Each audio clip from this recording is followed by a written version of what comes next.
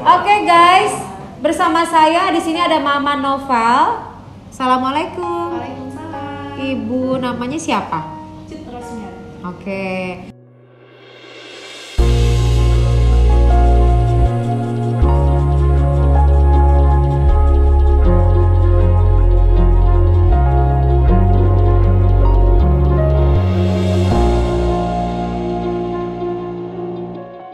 Ini Noval udah berapa lama di terapi di sini?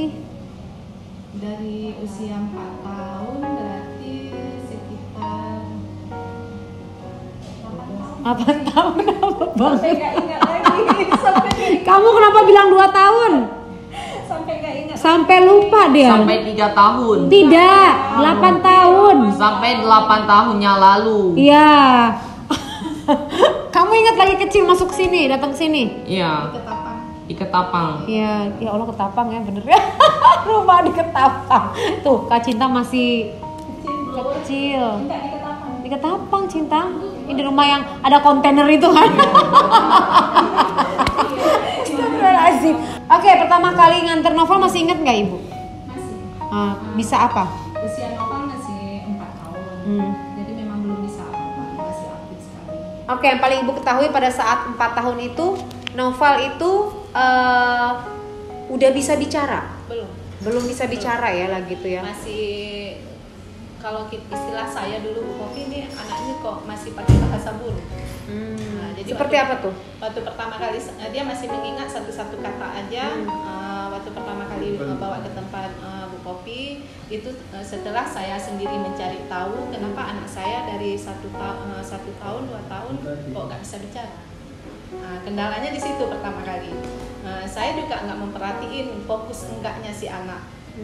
Jadi udah 3 tahun udah saya usaha kesana sini, ke dokter THT juga udah, terapi di dokter THT juga udah, juga enggak belum dapat juga jalan keluarnya kenapa si anak belum bisa bicara. Kebetulan saat itu saya masih di Padang. Jadi usia Noval. Ibu orang Padang ya? Enggak. Kebetulan ayahnya Noval ngambil S3 nih. Oh, di Padang. Jadi ini lahirnya di Padang. Lahir Padang. Iya, jadi usia 3 tahun pulang kami kembali ke Banda Aceh. Di Banda Aceh saya juga beradaptasi kembali karena 5 tahun itu setelah tsunami perubahan sekali. Saya juga nggak tahu, masih meraba-raba biarpun saya orang Aceh, tapi saya nggak tahu di mana toko buku aja nggak tahu. Jadi di usia Noval 3 tahun itu saya juga terpikir sampai sini, kenapa nih si anak kok belum bicara? Kok belum ini 3 tahun dia belum bicara ya? Belum sama sekali. Terus ada lagi nggak selain belum berbicara, dia ada lagi nggak yang gerakan-gerakannya memang cenderung nih autis? Karena saya nggak paham dunia autis, jadi saya belum tahu. Kayak misalnya dinyusun-nyusun, dia ngulang-ngulang kata, gerakan-gerakan marah dan tantrum. Ada. Kalau tantrum nggak ada. Enggak ya? Tantrum, si Nova belum mengekspresikan tantrumnya gimana, belum nampak. Jadi karena saya juga ini udah mau masuk usia 4 tahun baru. Saya juga udah mulai khawatir ya sebagai mamanya, ini si anak seharusnya udah masuk TK. Saya maunya anak saya masuk TK, tapi nggak mungkin, si anak masih aktif kali, berbicara juga enggak. Aktifnya gimana lagi tuh awal-awal? Nggak bisa duduk diam. 1 menit? Enggak. Nggak bisa ya? Nggak bisa. Jadi 1 menit pun nggak bisa duduk diem, jalan sama jalan sini? Iya. Jalannya pun nggak terarah. Misalnya kita bawa ke mall, itu dia bisa jadi mall itu keliling 1 mall. Dan nggak berhenti ya? Enggak. Dan nggak ada lelahnya sama sekali ya? Jadi itu di usia 2 tahun, waktu saya masih di Padang, lapangan Imam Bonjol, pernah dia keliling 1 keliling, jadi saya capek ngejar. Dia lari-lari nggak berhenti ya? Enggak. Jadi kayak nggak jalan. punya, jadi kayak energi yang berlebihan ya? Berlebihan sekali, memang nggak terarah sama sekali. Nah, terus? Jadi pas karena saya mencari kenapa ya anak ini, jadi saking bingungnya, saya cari toko buku. Toko buku, kalau nggak salah saya cari toko buku Zikra. Jadi memang saya udah terpikir ke dunia autis saja, karena pernah kawannya kakaknya Noval ada anak autis, tapi saya nggak tahu Bu, apa itu autis. Memang buta sama sekali. Jadi saya dapat buku karangan Dr. Handoyo. Jadi saya beli, saya baca, dan tuh memang ada kuisnya, disuruh tulis apakah anak kita mengarah ke autis. Rupanya disitulah saya tahu kaget bahwa Noval autis. Cuma saya nggak tahu autisnya berat atau enggak. Tapi di situ ada beberapa jawaban anak saya ke autis. Kaget nggak pertama-tama? Kaget. Lalu Kaget. apa? Shock. Lalu sedih? Itu luar biasa. Saya Bu Hopi luar biasa, itu shock sekali rasanya, seperti kehilangan orang tua saya waktu tsunami. Saya nggak seberapa sedih. Kenapa nggak berapa sedih? Karena memang orang tua saya di situ waktunya memang. Nah, jadi saya ambil positif kehilangan. Jadi pada saat kehilangan orang tua dibandingkan mengetahui anak autis, lebih berat ini. Kalau orang kehilangan orang tua, kehilangan saudara di saat bencana tsunami dulu, rencana Allah. Saya memang udah ikhlas, seikhlas-ikhlasnya. Yang pertama saya ambil positif, orang tua saya meninggal, saya nggak durhaka sama orang tua saya, karena saya nggak tahu masa tua beliau nanti gimana. Jadi di saat mengetahui buah hati ini autis, saya udah lama nggak punya anak, 5 tahun. Ini juga saya dapatnya juga payah. Itu tahu mungkin Bu Popi bisa ngebayangin ya, cita-cita kita gitu, tahu kita hamil, harapan kita besar sekali untuk anak. Jadi saya tanya ke sini, ke sana sini, di mana ada tempat psikolog. Saya tanya psikolog tentang anak gini-gini kemana. Jadi nggak ingat lagi saya Bu, pokoknya yang teringat saya orang menyebutkan Mayhope. Jadi saya sebulan saya berdiri di depan waktu ibu masih Mayhope-nya di blower. Sebulan saya berdiri di jalan Bu. Masya Allah. Ibu bisa ya bayangin, suami saya ngambil S3. Kita bukan cari uang di sana. Saya nggak ada kerja. Jadi kami pulang ke sini memulai dari nol, rumah hancur. Jadi saya memulai semua dari nol. Jadi Ibu ngapain di blower sebulan nungguin di situ? Enggak, melihat ini Mayhope rupanya. Saya memperhatiin semua anak-anak. Orang ini kan sebelum masuk kan itu kan di luar. Orang itu masuk masih bermain di luar. Oh begini dunia anak ini. Saya mau melangkahkan kaki ke situ belum berani. Saya duit nggak ada Bu. Biarpun suami saya dosen, orang memikirkan dosen itu banyak duit. Tapi kita kalau pulang sekolah itu baru pulang dari tugas belajar. Ya pasti dari nol ya. Dari nol lagi. Jadi sebulan saya berdiri di situ. Oh ini tempatnya. Jadi saya tanya berapa kira-kira biaya. Saya pertama kali biaya. Mungkin Bu Sri, mana ada Bu Sri dulu? Masih Sri, masih ngajar. Jadi sebulan itu saya berdiri pokoknya pagi saya udah jalan ke situ. Udah jalan saya lihat di sini kapan saya lalu saya ambil keputusan, saya cerita sama Bapak, ya ini gini ada tempat terapi. Gak ada duit, kata si ayah. Gak ada duit, ini gimana? Jadi jalan keluarnya coba jual mobil.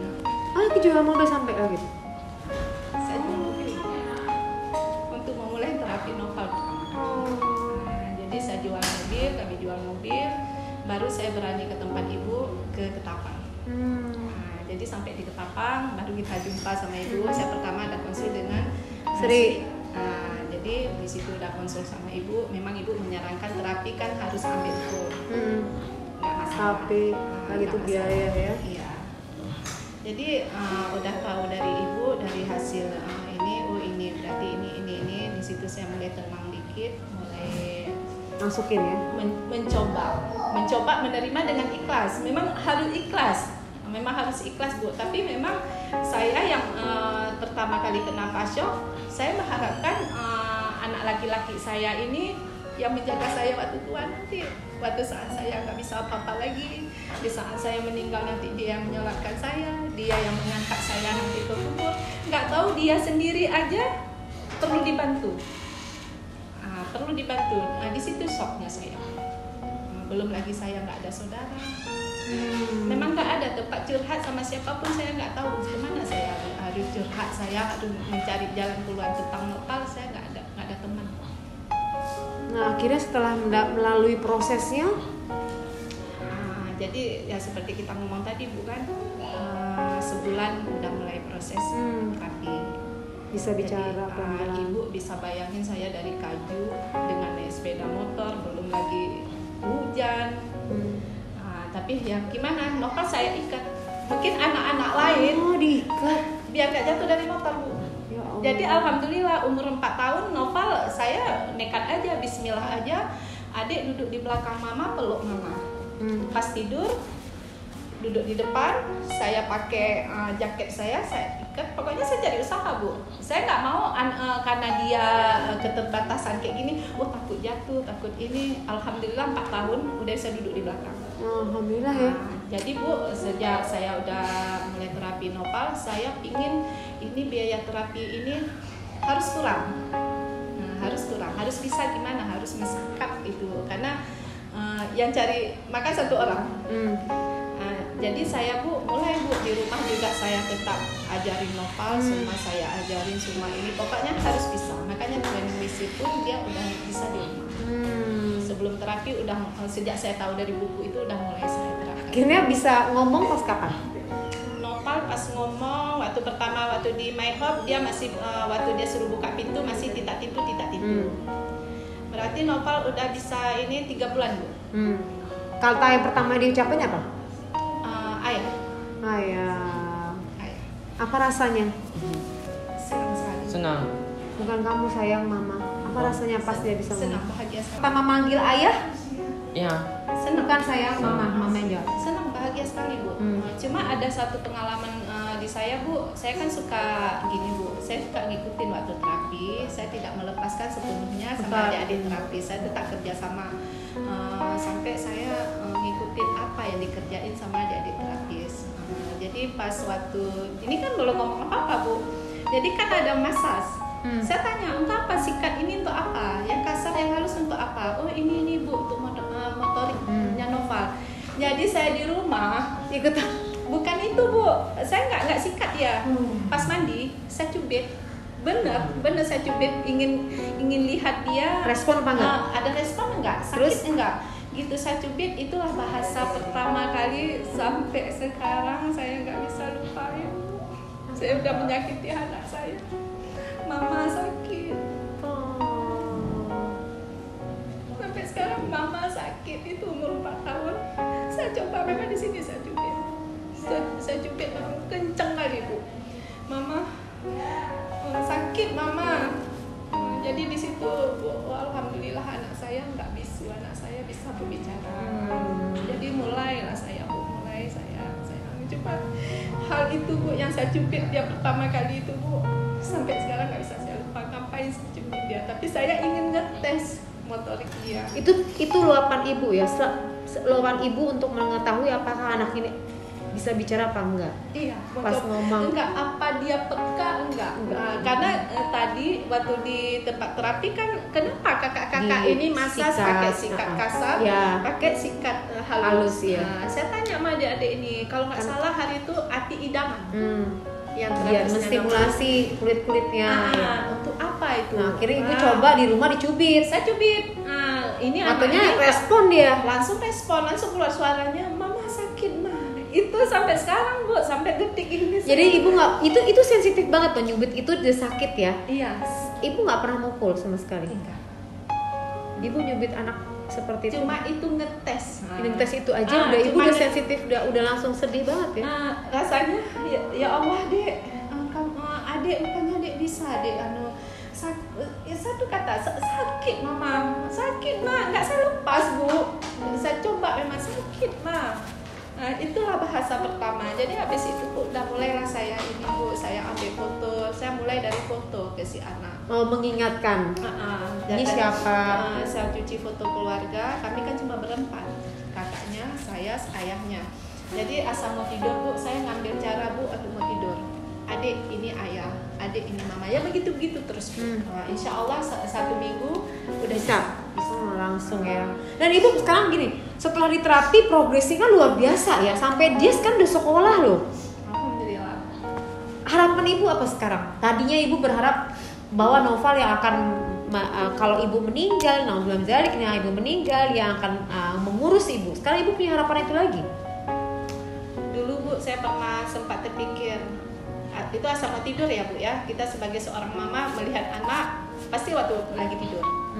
Jadi saya sempat terpikir, ini si anak ini mau kemana nanti? Jangankan untuk orang lain, untuk sendiri aja gimana? Dia respon nggak ada. Saya pernah jungkir balik dengan mobil, Bu, masuk got.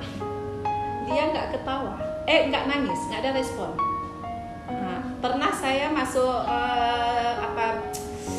sejenis odol ke mata waktu saya pencet, kakaknya udah nangis, dia nggak ada respon. Saya sedih, Bu, ini anak ini gimana kok nggak ada respon apa-apa. Jadi Bu, waktu udah tahu sekarang udah sampai segini, rupanya Allah itu bukan maha tidur. Saya selalu berharap, ya Allah, anak ini ya Allah bisalah untuk sendiri dia.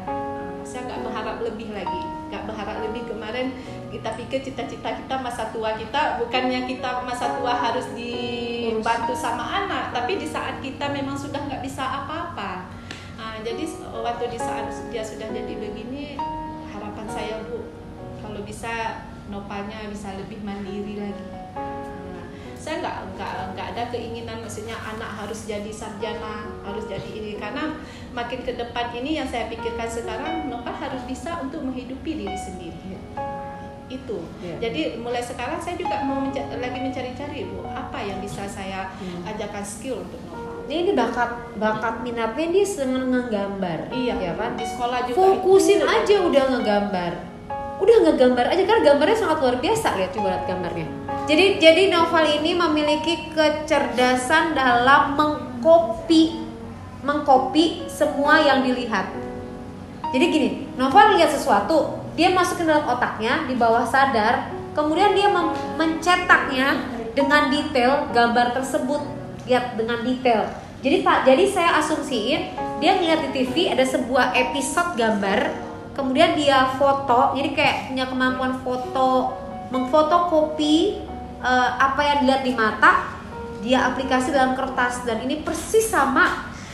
Saya rasa titik komanya ini persis sama nih. Iya, kan bener kan? Berarti kecerdasan untuk mengcopy. Jadi kamu ini ahli mengsketsa, menggambar, komika. Ini kalau di kepolisian nih, dia ngeliat sekilas orang ceritain, diketawa lagi si Noval, beneran.